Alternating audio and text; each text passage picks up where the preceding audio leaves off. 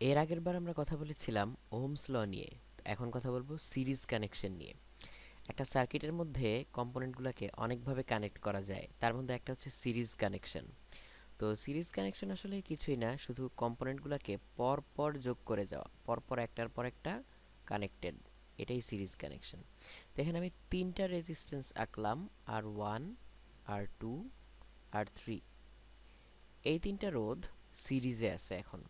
তাহলে এই তিনটা রোধের মধ্যে দিয়ে একই কারেন্ট যাবে। এদিক দিয়ে যদি আমি বলি যে আই কারেন্ট যাচ্ছে, তাহলে এই আর 1 এর মধ্যে দিয়েও আই কারেন্ট যাচ্ছে, আর 2 এর মধ্যে দিয়েও আই কারেন্ট যাচ্ছে, আর 3 এর মধ্যে দিয়েও আই কারেন্ট যাচ্ছে।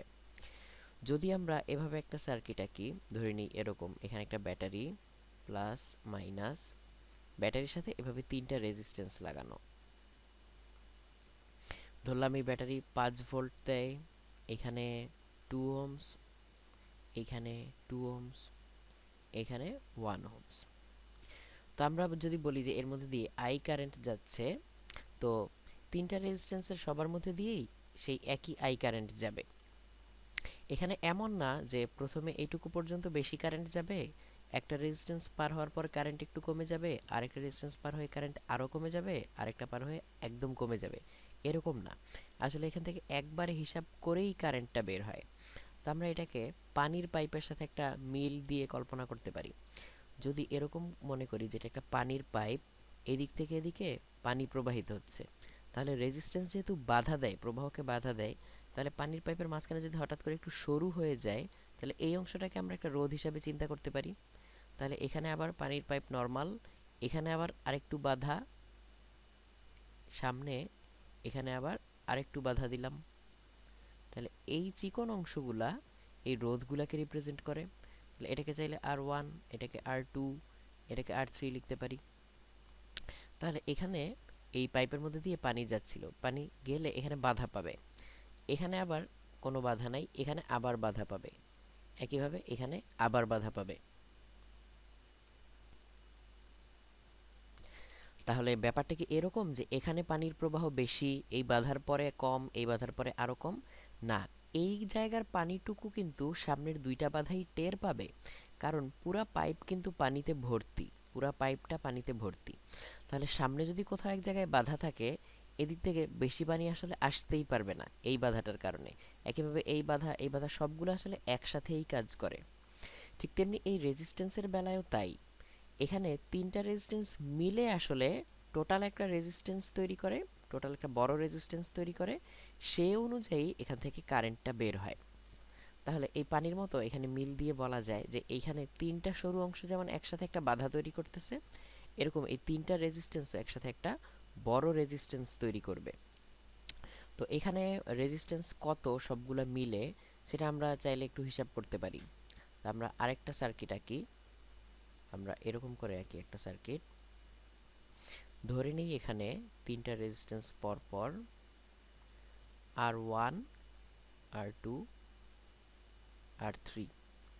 এখানে একটা ব্যাটারি কানেক্টেড, ব্যাটারির ভোল্টেজ ভি। তো যেহেতু আমরা একটু আগে বলছি যে সবগুলোর মধ্যে দিয়ে একই কারেন্ট যায়, তো আমরা ধরে নিই সেই একই কারেন্টের পরিমাণটা আই। এবার তাহলে প্রত্যেকটা রেজিস্ট্যান্সের ভোল্টেজ বের করি। আমরা এর আগে ওহমস ল দেখলাম, ওহমস ল থেকে এখানে চাইলে লেখা যায় ভি ইকুয়ালস আই আর 1। এখানে লেখা যায় ভি ইকুয়ালস, আচ্ছা এটাকে ভি 1 ধরি, আর 1 এর ভোল্টেজ ভি 1, এটা আর 2 এর ভোল্টেজ ভি 2 ইকুয়ালস আই আর 2। একইভাবে এখানে ভি 3 ইকুয়ালস আই আর 3। তার মানে এই পয়েন্ট থেকে এই পয়েন্টের ভোল্টেজ ডিফারেন্স বা বিভব পার্থক্য হচ্ছে ভি 1, আবার এই পয়েন্ট থেকে এই পয়েন্টের ভোল্টেজ ডিফারেন্স হচ্ছে ভি 2। ঠিক একইভাবে এই পয়েন্ট থেকে এই পয়েন্টের ভোল্টেজ ডিফারেন্স হচ্ছে ভি 3। তাহলে আমি যদি বলি যে এই পয়েন্ট থেকে শুরু করে একেবারে এই পয়েন্ট পর্যন্ত, তাহলে ভোল্টেজ ডিফারেন্স কত? V 1 plus V 2 plus V 3। আচ্ছা, কিন্তু এই পয়েন্টটাই কিন্তু ব্যাটারির পজিটিভ প্রান্ত, আবার এই পয়েন্টটাই ব্যাটারির নেগেটিভ প্রান্ত। তাহলে এই তিনটা ভোল্টেজ যোগ করলে যে ভোল্টেজটা পাই সেটা আসলে ব্যাটারির ভোল্টেজটাই। তাহলে আমি চাইলেই লিখতে পারি V equals V1 plus V2 plus V3। এখন এগুলো চাইলে আমি I1R1 IR1 IR2 IR3 এভাবে লিখতে পারি। আর এই V কে আমি চাইলে এভাবে লিখতে পারি। আরেকটা সার্কিট আঁকি এখানে, যে এই তিনটা রোধ মিলে যতটুকু রোধ তৈরি করে তাকে আমি একবার এভাবে আঁকতে পারি। ওটাকে লিখলাম আর টোটাল আর টি দিয়ে, এখানে ভি এর জায়গায় ভি রাখলাম, তাতে কারেন্ট আই প্রবাহিত হবে। এই তিনজন মিলে যতটুকু রোধ তৈরি করে এই আর টি একাই ততটুকু রোধ। তাহলে ভোল্টেজ যেহেতু এখনো ভি আর রেজিস্ট্যান্স যেহেতু একই আছে সবগুলা মিলে, তাহলে কারেন্টটাও হবে আই। তাহলে ওহমস ল থেকে এখানে আমি কি লিখতে পারি? এখানে আমি লিখতে পারি V equals I R T. এবার এই মানগুলা এখানে যদি বসাই তাহলে এরকম আসবে, I R T equals I R one plus I R two plus I R three. সবগুলো থেকে আই ক্যান্সেল করা যায় আই কমন নিয়ে, তাহলে এরকম আসবে আর টোটাল ইকুয়ালস আর ওয়ান প্লাস আর টু প্লাস আর থ্রি। তার মানে যারা যারা সিরিজে থাকবে তাদেরকে জাস্ট যোগ করলেই আমি টোটাল রোধ পেয়ে যাই। তাহলে যদি এরকম একটা সার্কিট হয়, কেউ যদি বলে এখানে কতটুকু রোধ আছে, তো এখানে আমি এটা দিলাম 5 ওহমস, এটা দিলাম 2 ওহমস, তাহলে এখন সহজেই বলা যায় যে এখানে টোটাল রোধের পরিমাণ 7 ওহমস থাকবে, যেহেতু এই 5 ওহমস আর 2 ওহমস সিরিজে। তাহলে এখানে যদি আমি একটা ব্যাটারি কানেক্ট করি, ব্যাটারির ভোল্টেজ যদি হয় 21 ভোল্টস, তাহলে এখানে যে কারেন্ট যাবে এই কারেন্টটা হবে I ইকুয়ালস 21/7,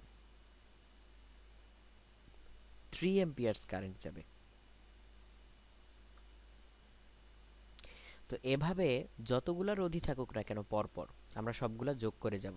যদি এরকম একটার পর একটা অনেক রোধ থাকে, R1 R2 R3 dot dot দিয়ে আরও অনেক কিছু এরকম, তো এটা R1 R2 R3 ধরলাম, এটা RN, তাহলে সবগুলা মিলে যে রোধটুকু দিবে এটাকে বলে এই সিরিজ কানেকশনের তুল্য রোধ। তাহলে সিরিজ কানেকশনের তুল্য রোধ হচ্ছে যারা যারা সিরিজে থাকবে তাদের যোগফল, আর কিছু না। তাহলে এখানে তুল্য রোধ যদি আমি লিখি আর এস, এস দিয়ে সিরিজ বুঝাচ্ছি, তাহলে আর এস ইকুয়ালস আমি লিখতে পারি আর ওয়ান প্লাস আর টু প্লাস আর থ্রি, এরকম করে আর এন পর্যন্ত যোগ করে যাব। তাহলে এই যোগফলটাই হবে পুরো সিরিজ কানেকশনের তুল্য রোধ।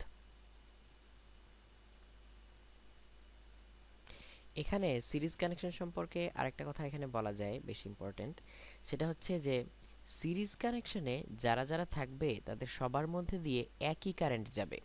তো আমি এখানে এখন কয়েকটা রেজিস্ট্যান্স আঁকি এমনভাবে, এই আঁকলাম, এই এটার নাম দিলাম R1 R2 R3 R4 R5। এখানে কে কে সিরিজে আছে সেটা যদি আমি বের করতে চাই, তাহলে দেখি এখানে R1 এর মধ্যে দিয়ে যদি আই কারেন্ট যায়, এই আই কারেন্টকে R2 এর মধ্যে দিয়ে যেতেই হবে, কারণ এখানে আর কোনো রাস্তা নাই, শাখা প্রশাখা নাই। তাহলে R1 এর মধ্যে দিয়ে যে কারেন্ট যায় R2 এর মধ্যে দিয়ে সেই একই কারেন্ট যায়, এবং যদি দুইটা এলিমেন্টের মধ্যে দিয়ে এক্স্যাক্টলি একই কারেন্ট যায় তাহলে আমি তাদেরকে বলবো সিরিজ কানেকশনে আছে। তাহলে এখানে R1 R2 সিরিজ, কিন্তু এই আই কারেন্ট এখানে এসে দুইটা রাস্তায় ভাগ হয়ে যাবে, এটার নাম দিলাম I1, এটার নাম দিলাম I2। তাহলে এখানে কারেন্টটা দুইটা ভাগে ভাগ হয়ে যাচ্ছে। যদি R3 আর R4 এর মান সমান হয় তাহলে I1 আর I2 এর মানও সমান হবে, কিন্তু মান সমান কিন্তু একই কারেন্ট তো আর না। মানে আমি বলতে চাচ্ছি যে R3 এর মধ্যে দিয়ে যে কয়টা ইলেকট্রন যাবে, এই যে ইলেকট্রন আমি কারেন্টের উল্টা দিকে দেখাচ্ছি, R3 এর মধ্যে যে ইলেকট্রনগুলো যাবে সেই একই ইলেকট্রনগুলো তো আর R4 এর মধ্যে দিয়ে যেতে পারবে না, তাই না? তাহলে এই কারেন্টটা এদিকে দুইটা ভাগে ভাগ হয়ে গেল, I1 I2 তাদের মান সমান হতে পারে নাও হতে পারে, সমান হোক বা না হোক তারা তার একই কারেন্ট না, দুইটা ভিন্ন কারেন্ট। তো R3 আর R4 এখন সিরিজ না, কিন্তু এই I1 আর I2 মিলে এখানে এসে আবার কি হয়ে যাবে, এখানে এসে আবার আগের মতো আই কারেন্ট তৈরি করবে। তাহলে এই R5 এর মধ্যে দিয়ে আবার আই কারেন্ট যাচ্ছে। তাহলে আমি বলতে পারি R1 R2 আর R5 সিরিজ কানেকশনে আছে। আচ্ছা, এখানে আমরা এই অংশটুকুকে যদি একটা সাদা বক্স দিয়ে আটকায় দেই, এই আমরা এইটুকুর রেজিস্ট্যান্স যদি কোনোভাবে বের করতে পারি, এটুকুর রেজিস্ট্যান্স কোনোভাবে বের করব, বের করে সার্কিটটাকে যদি এভাবে আঁকি, এই তাহলে এখানে এটা আর ওয়ান ছিল, এটা আর টু ছিল, এইটা হচ্ছে এই অংশটুকু, এই সাদা বক্সটুকু। তাহলে এটাকে আমরা নাম দেই আর প্রাইম নাম দিলাম, আর এটা আমার আগের সেই আর5। এখন এই পুরাটাকে যদি একটা সিঙ্গেল রেজিস্ট্যান্স হিসেবে কল্পনা করা যায়, হ্যাঁ, এখন কিন্তু সবাই সিরিজে আছে। এখন এখানে যারা যারা আছে সবাই সিরিজে আছে। তাহলে সিরিজ কানেকশনের মূল কথা হচ্ছে এখানে কোনো ব্রাঞ্চিং থাকবে না, শাখা প্রশাখা থাকবে না। এই যেমন আর2 থেকে আর3-তে যাওয়ার মধ্যে মাঝখানে আরেকটা লাইন আছে, আরেকটা শাখা আছে, তাহলে আর2 আর3 সিরিজ না, কিংবা আর3 আর4 সিরিজ না। এখানে আর1 আর2 সিরিজে, এই আর1 আর2-র সাথে আর5 সিরিজে, এটা একটা কথা। আর হচ্ছে যারা যারা সিরিজে থাকবে তাদের সবার মধ্যে দিয়ে একই কারেন্ট যাবে, একই কারেন্ট প্রবাহিত হবে সিরিজ এলিমেন্টগুলোর মধ্যে দিয়ে। তো আরেকটা জিনিস আমরা শিখলাম যে সিরিজে যারা থাকে তাদের সবাই মিলে কতটুকু রোধ দেয়, তাদেরকে যোগ করলে, তাদের মানগুলো যোগ করলে যা পাওয়া যায় ততটুকু রোধ হয়। এটাই হচ্ছে সিরিজ কানেকশনের তুল্য রোধ।